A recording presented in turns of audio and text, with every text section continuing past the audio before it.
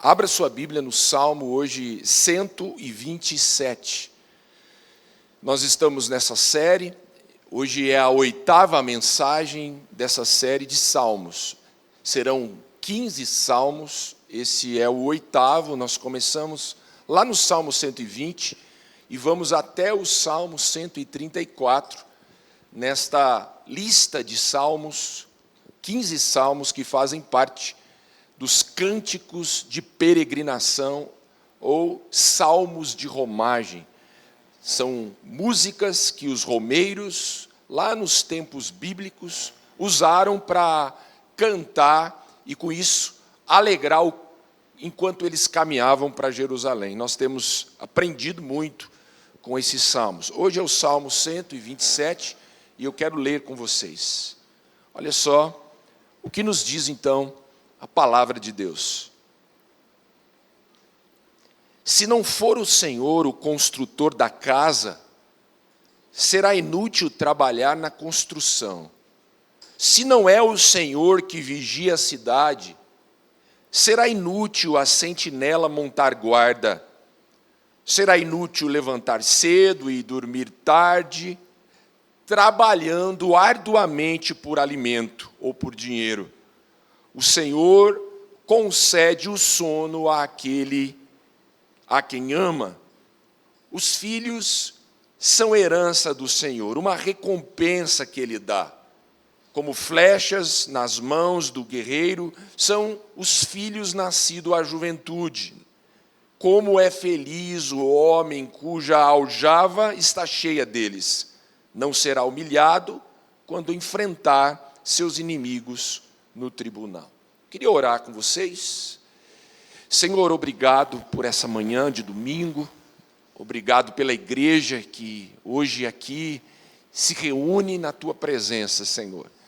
Somos gratos e o nosso pedido é que o Senhor, mais uma vez, possa, através da Tua palavra, entrar em todos os compartimentos do nosso coração, da nossa alma. Ó Deus, que o Senhor esteja trabalhando nas nossas vidas, ó Deus. Venha ao encontro das nossas necessidades. Venha nos ensinar, Pai. Queremos aprender com o Senhor nessa manhã. Portanto, tome, ó Deus, esse ambiente, esse auditório. Esteja abençoando, ó Deus, as nossas vidas nesse momento. A mim que vai ministrar e aos meus irmãos que estarão ouvindo. Toma, ó Deus, a nossa mente e, em nome de Jesus, fale conosco, é o que eu te peço. Amém. Eu dei um tema para a mensagem de hoje, está aí no seu esboço, trabalho sagrado. Queria falar um pouco sobre trabalho. Antes que os nossos aposentados digam assim, pastor, então a palavra não vai ser para mim? Eu já não trabalho mais. Eu já me aposentei, pastor. Veja, eu não sei se isso é uma boa ou é uma notícia ruim para você, mas quando se trata de trabalho, no reino de Deus, o nosso trabalho não termina quando nós nos aposentamos. O nosso trabalho, para nós que ainda trabalhamos, estamos ainda na ativa, ele não termina quando o dia acaba.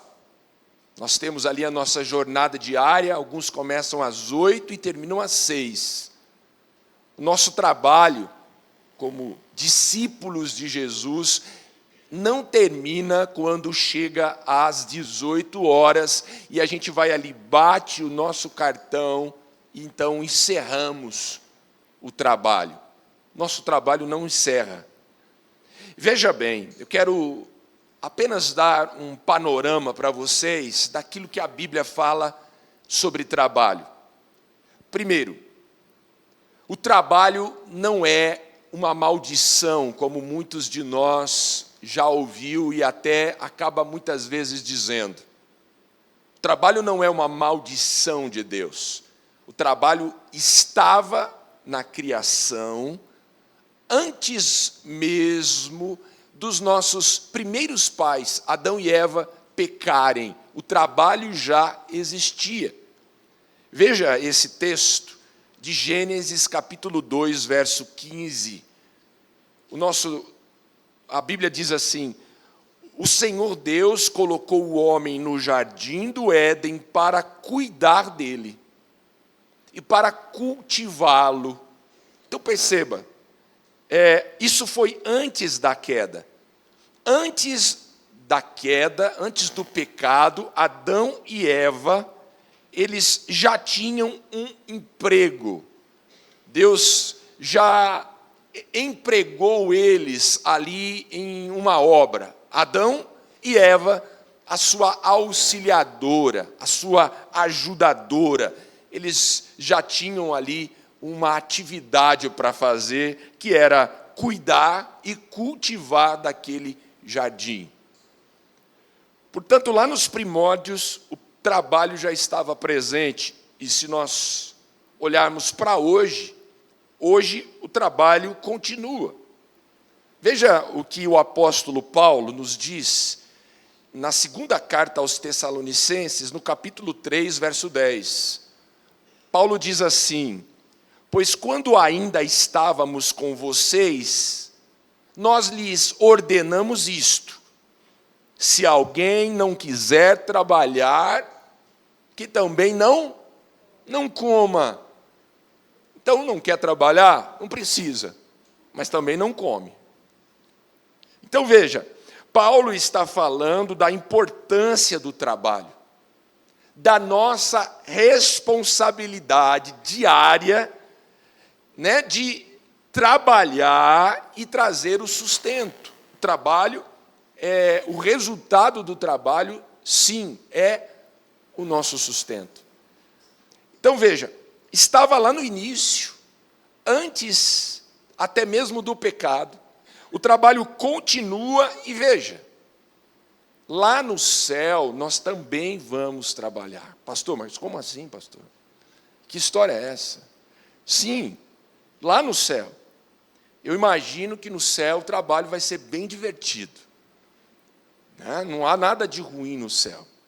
Não há nada de pesado no céu. Então, não sei como está a sua semana de trabalho, mas eu imagino que no céu vai ser bem diferente do que muitos de nós estamos experimentando aqui na terra. Olha o que diz o texto de Apocalipse, capítulo 22, versículo 3. Apocalipse é o livro das revelações, é um livro que nós temos a oportunidade de abrir uma janela e dar uma espiada na eternidade. E quando a gente abre as páginas e colocamos a nossa cabeça para espiar o que ainda está por vir, olha o que nós vemos. Lá na frente, já não haverá maldição nenhuma no céu. O trono de Deus e o Cordeiro de Deus estará lá na cidade. Veja, o trono de Deus e o trono de Jesus, o Cordeiro de Deus, estará lá na cidade. E os seus servos lhe servirão. Quantos servos de Jesus nós temos aqui? Nós somos servos. E lá nos céus, nós continuaremos servindo o nosso Deus. E eu imagino que privilégio.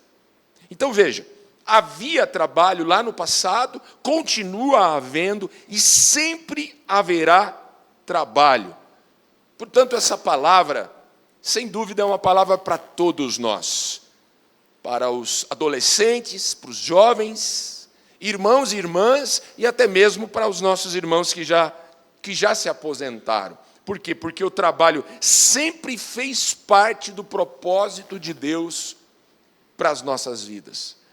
Eu quero dar a vocês uma definição, talvez a definição mais simples que eu encontrei de trabalho, do ponto de vista bíblico. O que é trabalho? Veja, trabalhar é servir a Deus. É servir a Deus e servir as pessoas que Ele criou. É a definição mais simples que eu encontrei de trabalho. Agora, vamos ser sinceros. Servir a Deus é fácil. Agora, servir as pessoas, tem pessoas que é difícil servi-las, não é? Tem ou não tem?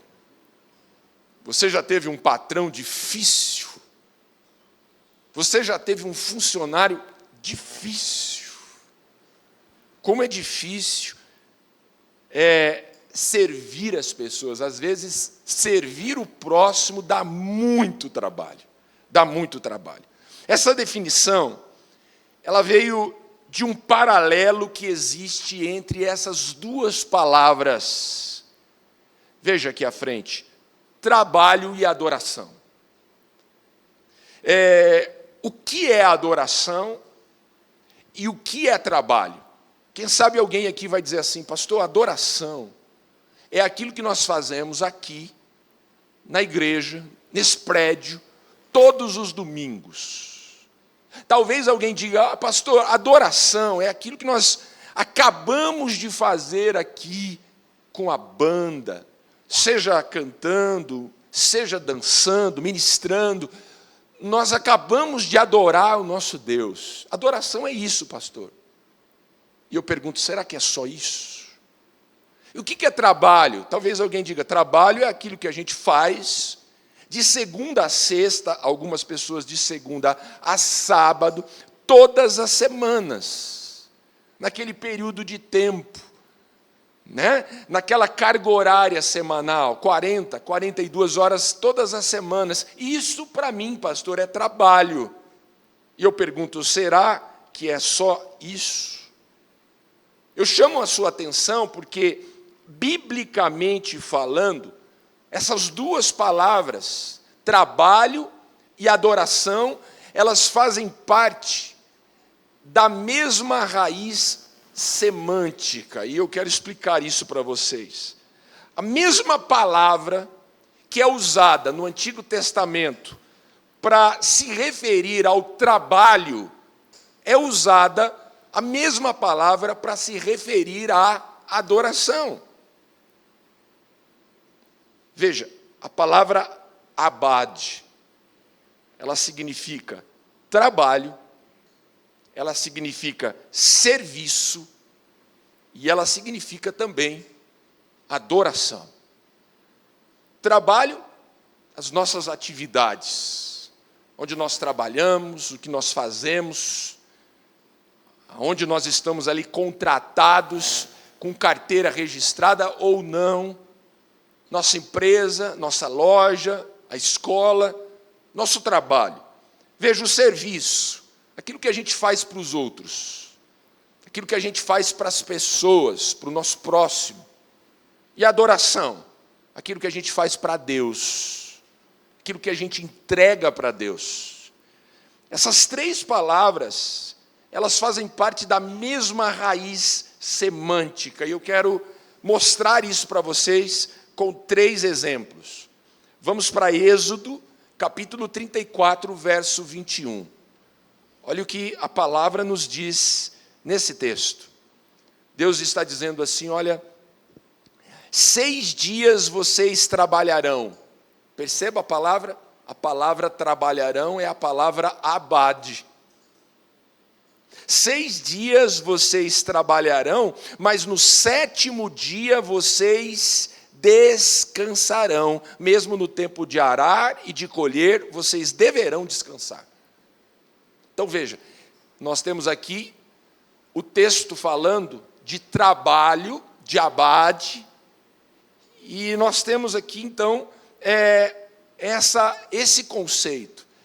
Agora vamos para um segundo exemplo, lá em Êxodo, capítulo 8, agora, no verso 1. Perceba como o sentido muda, mas a palavra é a mesma. Depois o Senhor disse a Moisés, vá falar com Faraó e diga-lhe, assim diz o Senhor, deixe o meu povo ir para que me adore. Veja, adoração. E qual é a palavra? Abade. A palavra trabalho. Um último exemplo está lá em Josué, capítulo 24, no verso 15.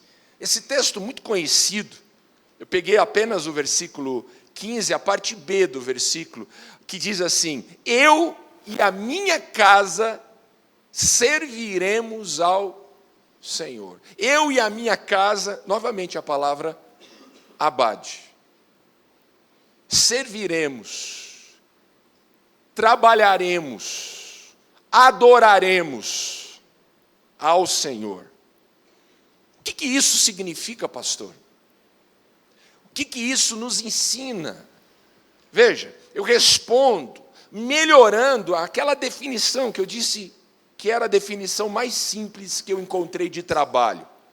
Eu melhoraria essa definição dizendo o seguinte: que o trabalho, então, é uma forma de adoração em que demonstramos nosso amor a Deus através do serviço às pessoas. Você pode repetir isso comigo? Vamos ler juntos? O trabalho é uma forma de adoração em que demonstramos nosso amor a Deus através do serviço às pessoas.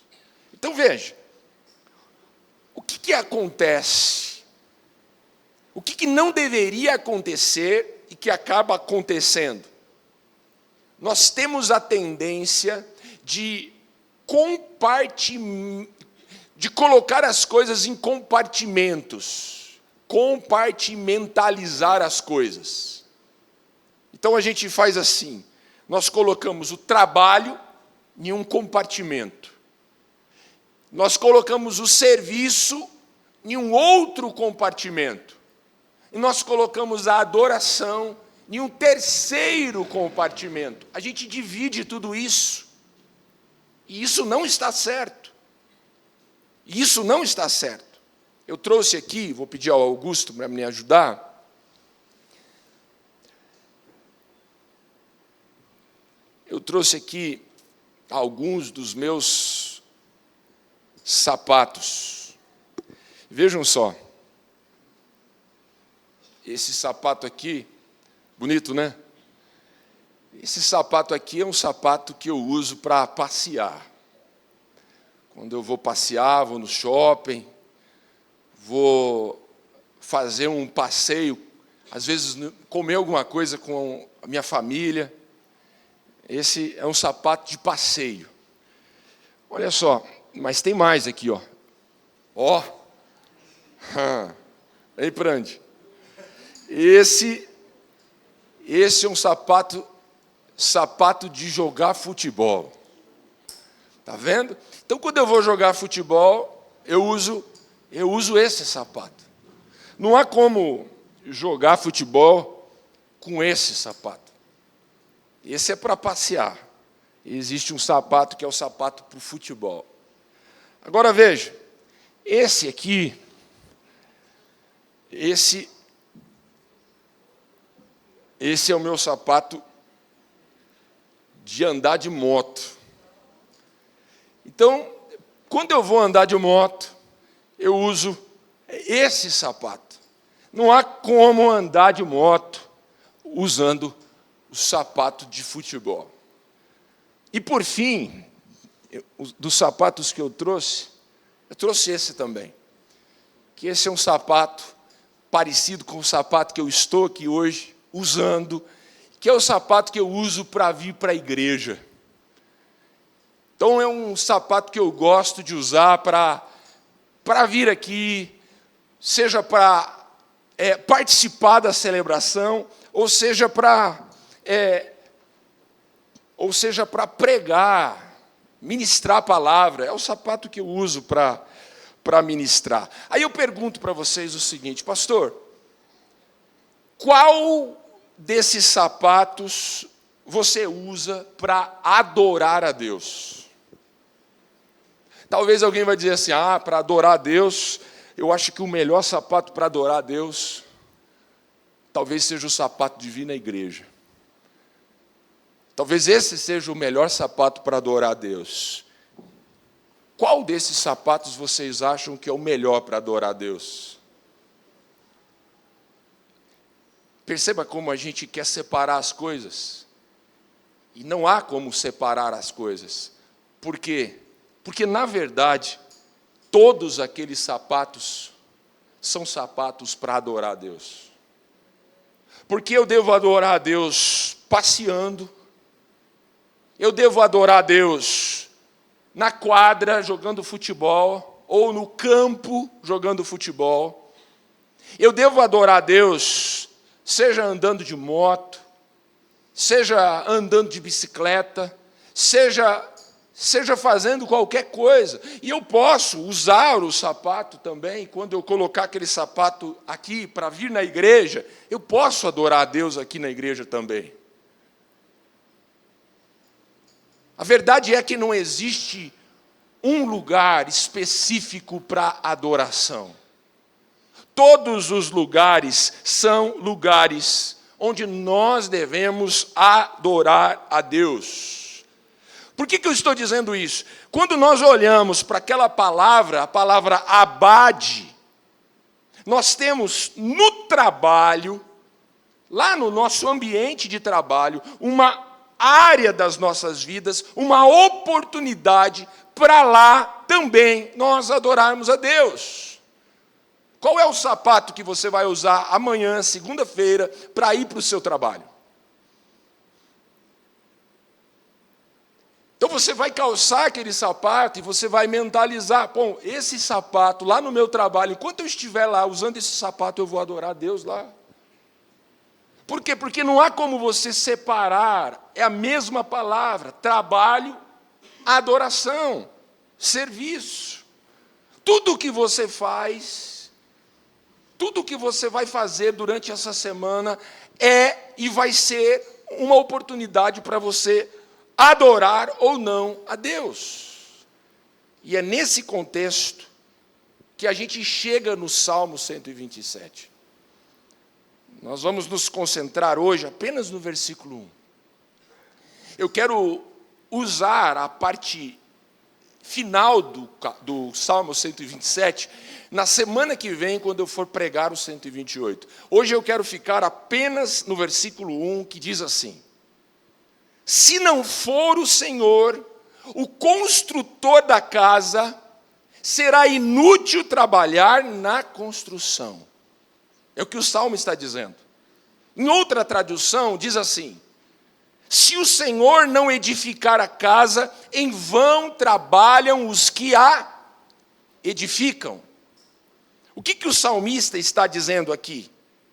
Que se estivermos trabalhando, por exemplo, construindo uma casa, o André vai trabalhar essa semana construindo uma casa, não é? Então veja, outros aqui talvez vão trabalhar construindo uma outra coisa. Eu não sei o que você vai construir. O salmista está dizendo, se nós estivermos trabalhando, por exemplo, construindo uma casa, e nós deixarmos o Senhor de fora, estamos perdendo tempo. Não é isso que ele está dizendo? Se estivermos trabalhando sem adoração, nós estamos perdendo tempo. O salmista está dizendo, se nós estivermos trabalhando sem demonstrar o nosso amor a Deus, sem essa consciência que nós precisamos fazer para as pessoas, como se nós estivéssemos fazendo para Deus, se não for assim, o salmista está dizendo, o nosso trabalho é em vão. Nós estamos perdendo tempo. Você concorda comigo que quando nós trazemos a palavra trabalho junto com a palavra adoração, você concorda comigo que isso muda tudo?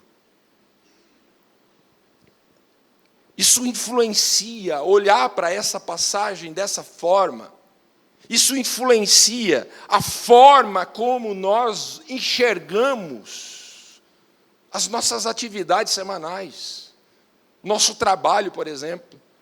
Deus quer nos dar hoje uma nova perspectiva sobre o trabalho. Por isso eu disse, trabalho sagrado.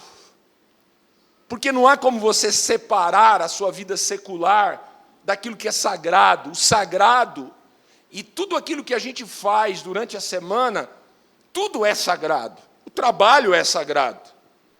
Então veja, para nós olharmos para o trabalho nessa nova perspectiva, a gente precisa juntos se aprofundar um pouco mais nesse tema. Então eu quero compartilhar com vocês, agora sim, 3 pensamentos. 3 pensamentos importantes sobre o trabalho. Primeiro pensamento: a fé nos ensina que o nosso trabalho tem um propósito maior. É isso que a gente aprende. O nosso trabalho tem um propósito maior. Como discípulos de Jesus, nós trabalhamos a partir do nosso propósito, e não apenas pelo nosso salário. Esse é um grande problema. Muitas vezes nós olhamos para o trabalho e só conseguimos enxergar uma obrigação semanal para conseguir o sustento. A gente consegue olhar para o trabalho e a gente não consegue enxergar uma outra coisa a não ser o salário no final do mês. Se não fosse o salário, nós não trabalharíamos. Muitos de nós não trabalharíamos. E é cientificamente comprovado que se você estiver trabalhando apenas para o seu salário e quiser ficar alegre ou se sentir alegre trabalhando, é comprovado que se você trabalha só pelo salário, você nunca vai ser alegre no seu trabalho. Nunca vai sentir a alegria de ir trabalhar. Se você pegar uma pessoa que fazia uma atividade voluntária, e se você vai e começa a pagar para ela agora fazer aquilo que ela fazia de graça, você começa a pagar para ela. Cientificamente falando, a probabilidade dessa pessoa simplesmente desistir de fazer ou fazer sem o mesmo amor que fazia é muito grande.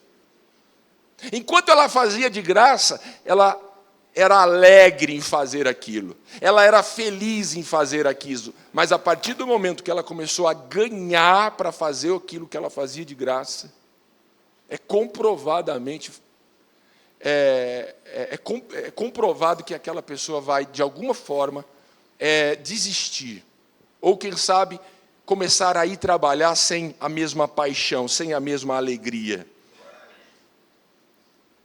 A alegria, irmãos, está em nós trabalharmos para um propósito. E aí eu digo, um propósito maior. Qual é o propósito, pastor? Qual é o propósito dado por Deus para cada um de nós? Vamos voltar um pouco na definição que nós demos. O que é trabalho mesmo? O trabalho é uma forma. E nós acabamos de ver, existem várias formas. Mas o trabalho é uma das formas de adoração, em que nós demonstramos o nosso amor a Deus através do serviço às pessoas. Então, eu estou adorando a Deus com o meu trabalho. Quando é que nós adoramos a Deus com o nosso trabalho? Quando eu faço o meu trabalho com excelência. Quando eu faço o meu trabalho dando o meu melhor por amor a Deus e para servir as pessoas. Conseguem entender? Isso é satisfatório. É daí que vem a nossa alegria, em conseguir enxergar muito mais do que o dinheiro no final do mês. Sim, o dinheiro é necessário. Sim, o dinheiro é algo que todos nós precisamos para comer. Mas não deve ser o propósito propósito pelo qual todos os dias nós acordamos pela manhã, calçamos o nosso sapato, vestimos a nossa roupa e saímos para trabalhar. Nós saímos para trabalhar muito mais do que por causa do dinheiro. Nós saímos para trabalhar, para adorar a Deus. E nós adoramos a Deus quando a gente faz o que a gente precisa fazer com amor. Diga comigo, com amor, eu sirvo as pessoas. Então você está ali servindo pessoas. Nós temos professores aqui que estão ali servindo os seus alunos. Nós temos funcionários aqui que trabalham em empresas, em fábricas. O que você faz na fábrica? Você está servindo pessoas. Você está servindo pessoas. Tem pessoas aqui que trabalham em repartições públicas. O que você faz ali? Você está servindo pessoas. Pastor, eu trabalho numa casa de família. Eu faço limpeza. O que você está fazendo ali? Você está servindo aquelas famílias. Aquela família, aquelas pessoas. Por amor a Deus, você está dando o seu melhor naquele trabalho, servindo pessoas. Isso é adorar a Deus. Quando você serve as pessoas por amor a Deus, você está adorando a Deus. Se você está trabalhando por um salário e não por um propósito, você nunca vai conseguir sentir a alegria. Agora, se você consegue virar essa chave, você vai começar a enxergar o seu trabalho como uma oportunidade para adoração, e isso vai te trazer muita satisfação. Eu quero ler não, apenas lembrar vocês dessa parábola, a parábola dos talentos. Depois você pode consultar, está lá em Mateus 25, versículo 14 e 30. Interessante porque nessa parábola, você lê ali a palavra talento, e talento hoje pode representar para nós os dons que Deus nos deu. Mas naquela época, talento era uma unidade de medida, usada, por exemplo, para medir o peso do ouro. Então, só para que você entenda essa parábola, o mestre vai ali e pega 3 pessoas. A primeira pessoa, ele vai lá e dá 1 talento. A segunda pessoa, ele vai dar 2 talentos. E para a terceira pessoa, ele vai dar 5 talentos. E ele diz assim: vão e usem esses talentos. E vocês vão usar, e eu vou voltar daqui um tempo, e eu vou querer saber o que vocês fizeram com esses talentos. Agora veja, o que é um talento? Um talento é aproximadamente 36 quilos. Um talento é de 34 a 36 quilos. Vamos pensar em um talento de ouro. Então, um grama de ouro, hoje, está aproximadamente R$330. O que seria, então, 36 quilos, ou seja, um talento? Mais de 11 milhões de reais.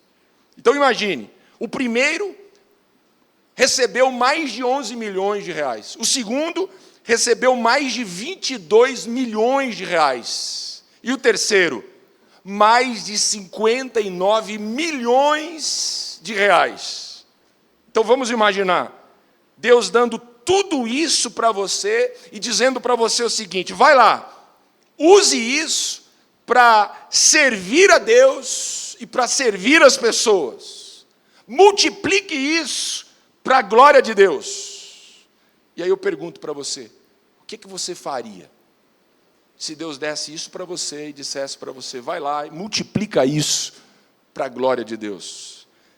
A parábola termina assim: aquele que recebeu 5 talentos, multiplicou e dobrou isso para 10 talentos.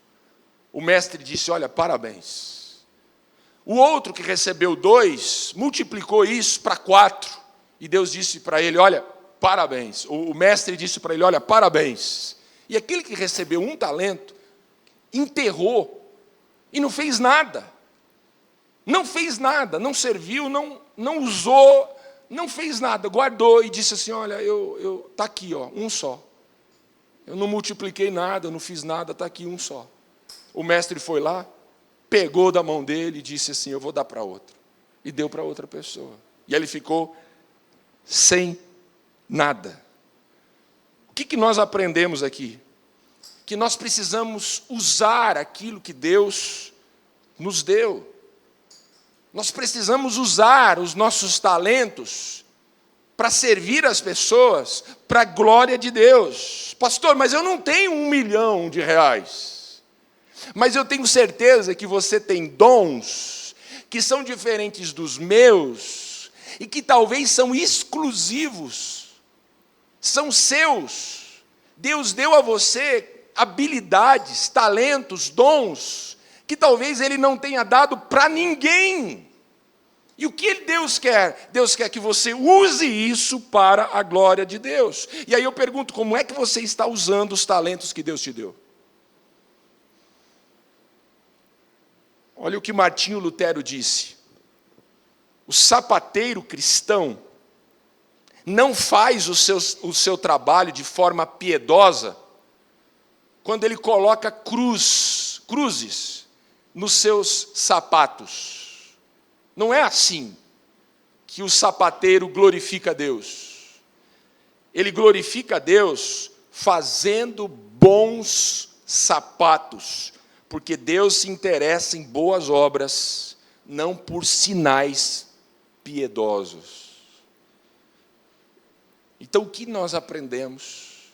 Que quando nós usamos o nosso talento, seja para fazer um sapato, seja para fazer um bolo, seja para fazer uma calça ali na costura, onde nós trabalhamos, quando você varre o chão, quando você assina ali os documentos, quando você está dando uma aula, quando você usa os seus talentos, fazendo o seu melhor, fazendo isso com excelência, você está com isso, servindo as pessoas com excelência, para a glória de Deus. Você está adorando a Deus. O que Lutero está dizendo é que todo trabalho feito com excelência, com integridade, glorifica a Deus. E aí a pergunta que a gente precisa fazer, será que nós estamos trabalhando com o melhor das nossas habilidades que Deus nos deu para glorificar o seu nome? Ou será que você está indo com cara amarrada, forçado, acordando cedo, com aquela cara de quem chupou limão a noite inteira, e indo lá, e reclamando do que você está ganhando, reclamando de quem está ali, reclamando da vida e de tudo? Consegue entender, irmãos? Deus está nos dando uma perspectiva diferente. Você não está ali só por causa do dinheiro. Você está tendo a oportunidade de usar o seu sapato, de ir para o seu trabalho e glorificar a Deus naquele lugar. A segunda coisa que a gente vê é que a fé, ela também nos lembra que a nossa identidade está em Deus, e não naquilo que a gente faz, e não no que fazemos. Isso nos leva a uma pergunta, uma outra pergunta. Será que você está trabalhando para o chefe certo? Ou melhor, quem é o seu chefe? Aqui no Brasil, as pessoas às vezes confundem a identidade de uma pessoa com aquilo que ela faz. Isso é muito comum, por exemplo, comigo. Às vezes a pessoa não quer saber quem eu sou. Ela simplesmente se contenta em dizer assim, pastor. Tá, mas eu sou mais do que pastor. O que eu sou? Né, Cris? Enfermeira. Professora. Veja que existe uma identidade que vai muito além daquilo que nós fazemos. E a gente precisa resgatar isso. Muito mais do que uma professora, você é uma serva de Deus. Muito mais do que um enfermeiro, muito mais do que um bancário, do que um escrivão, muito mais do que, veja, do que um funcionário. Você é um servo de Deus. Existe um chefe que é superior ao chefe que trabalha com você. E a gente precisa entender isso. Nós servimos a Cristo Jesus.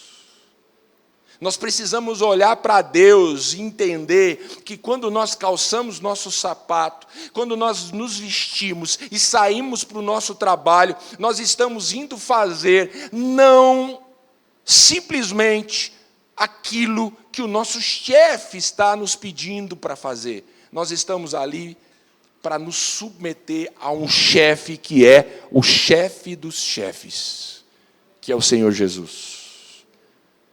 Então não importa onde você trabalha, o importante é você saber quem é o seu chefe. Quem é o seu chefe? Quem é o seu chefe? Para quem você está trabalhando? Essa imagem é uma imagem de um carro que eu encontrei na internet. Se você olhar ali atrás, nós temos o porta-mala. O que a gente coloca no porta-mala?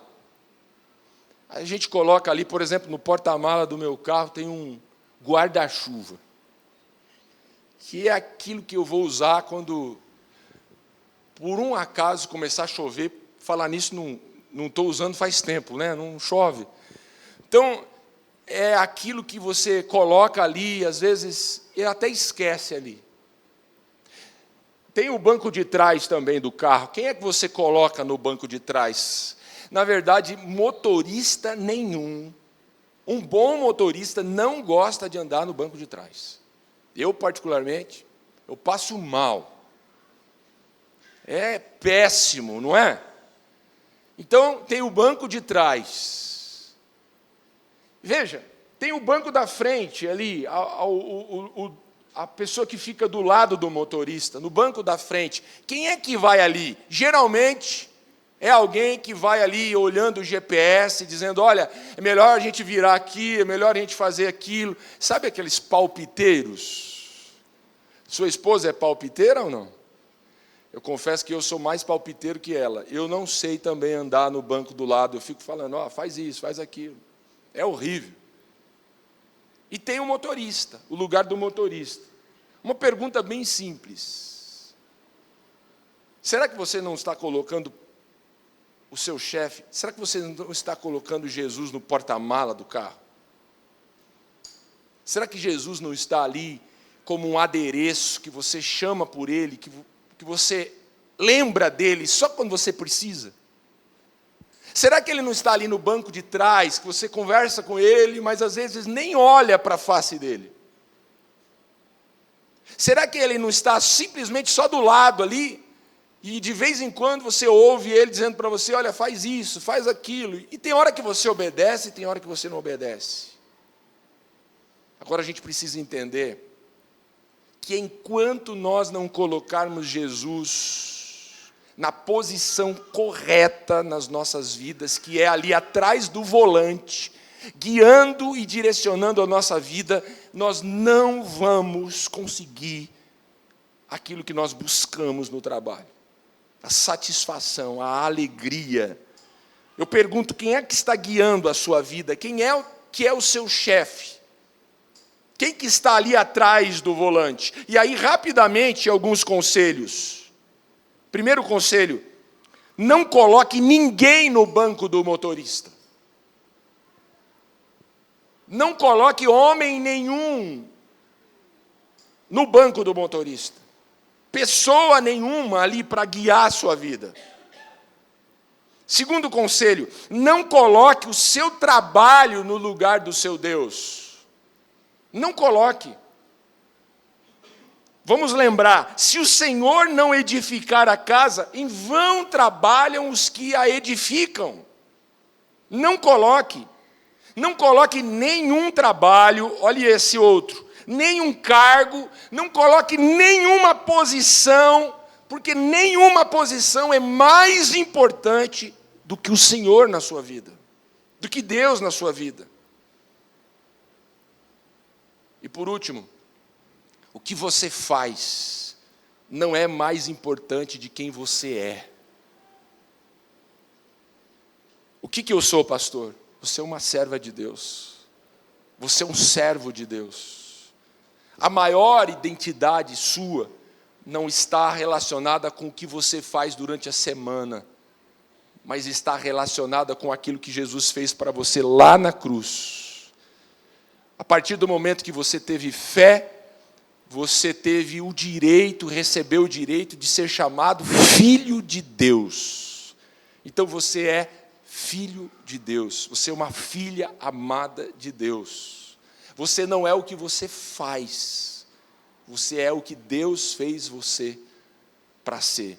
Você é um servo, um filho, uma cidadã, um cidadão dos céus. Amém? Então a fé nos lembra que a nossa identidade está em Deus e não naquilo que nós fazemos. E agora sim, por último, para nós concluirmos, a fé nos orienta a trazer os valores do reino de Deus para o nosso trabalho. A trazer os valores do reino de Deus para o nosso trabalho. E aqui a pergunta é a seguinte: você está trabalhando para o prêmio certo? Será que você está trabalhando para o prêmio certo? E aqui eu abro um parênteses, porque nós estamos vivendo, como o pastor Palma disse agora há pouco aqui, numa sociedade onde essa sociedade está naquilo que eu chamo de submundo, de uma crise moral absurda. As pessoas, elas não estão mais sabendo o que é certo e o que é errado. Ninguém está nem aí para aquilo que é certo e para aquilo que é errado. Então não importam os meios, o que as pessoas querem é simplesmente os resultados. O que ela quer é crescer na vida, o que ela quer é mais dinheiro, o que ela quer é uma importante posição, é isso que ela quer. Então não importa os meios, o que elas querem são os resultados. E aí, como discípulos de Jesus, nós temos o quê? Valores. Diga comigo, valores. E aí, quais são os valores do reino de Deus? Pede para o Paulinho ligar o teclado, por favor. Mateus capítulo 6, verso 19. Olha o que diz o texto. O texto diz assim: não acumuleis para vós outros tesouros sobre a terra, onde a traça e a ferrugem corroem, e onde os ladrões escavam e roubam, mas ajuntai para vós outros tesouros no céu, onde a traça nem a ferrugem corrói, e onde os ladrões não escavam e nem roubam, porque onde está o teu tesouro, aí está também o teu coração. Eu consigo ver aqui os tesouros da terra e os tesouros do céu. É isso que eu consigo ver aqui. Vamos pensar rapidamente, o que o mundo valoriza e o que os céus valorizam. E aí eu trouxe algumas coisas aqui à frente, por favor, Sabrina. Veja só o que o mundo valoriza: acumulação de riquezas, ganhar dinheiro, ficar rico. E o que os céus valorizam? Generosidade. Pastor, mas será que Deus não quer que eu ganhe muito? Deus pode querer que você ganhe muito. O problema não é ganhar muito. O problema é ganhar muito para quê? Qual é o propósito? Qual é o valor do dinheiro para você? Da riqueza para você? É guardar? É enriquecer? É simplesmente a fortuna por fortuna? Se o dinheiro não for para cumprir um propósito, O dinheiro não serve para nada. Vai ficar tudo aqui. No caixão, não tem gaveta. Então veja, o valor do dinheiro está na adoração, na generosidade, em usar aquilo para a glória de Deus. Eu posso desfrutar do dinheiro? Posso. Desde que eu esteja adorando a Deus, desfrutando e adorando a Deus. Veja, o mundo quer poder, o valor do poder, mas os céus fala da humildade. O mundo fala do amor das pessoas, e o céu fala em amar as pessoas. Enquanto um é reconhecimento, o outro é sacrifício. Veja, no mundo é a vanglória, é você receber a glória. Olha, eu fui promovido, olha o carro que eu comprei, olha a propriedade que eu construí. É a vanglória. E nos céus, a glória de Deus. Percebem a diferença? Enquanto no mundo o importante é a posição que você ocupa, os céus valorizam o seu caráter. Porque você pode ser talvez um funcionário, o mais simples funcionário da empresa. Se você tiver caráter, haverá muito mais valor no seu caráter do que talvez no CEO daquela empresa, no diretor daquela empresa, que chegou até aquele lugar, mas não tem caráter. Quem é ele? Consegue entender onde é que está o valor? Enquanto o mundo diz, o meu nome é grande, os céus dizem o quê? O nome de Jesus é grande. É o nome que está acima de todo nome. Então a fé, ela nos orienta a trazer os valores de Deus para o nosso trabalho. Por quê? Porque trazendo os valores de Deus, nós não vamos nos corromper. Porque a fé nos ensina que os meios são tão importantes e mais, às vezes os meios são mais importantes do que os resultados. Talvez você não consiga um ótimo resultado, mas talvez você usou todos os meios para glorificar Deus. Talvez alguém só tenha resultados e em nenhum momento glorificou a Deus. E muitas vezes envergonhou o nome de Deus. É isso que a fé nos ensina. E aí eu encerro. E eu sei que eu passei hoje do horário um pouquinho, mas com 3 perguntas. Quem é o seu chefe? Você está dando o seu melhor? Fazendo com excelência? Ou você não está mais fazendo com excelência? Por quê? Porque você não quer mais trabalhar ali? Porque você está ganhando pouco? Porque não te valorizam? Porque puxaram o seu tapete? Porque estão pegando no seu pé? Volte para a primeira pergunta. Quem que é o seu chefe?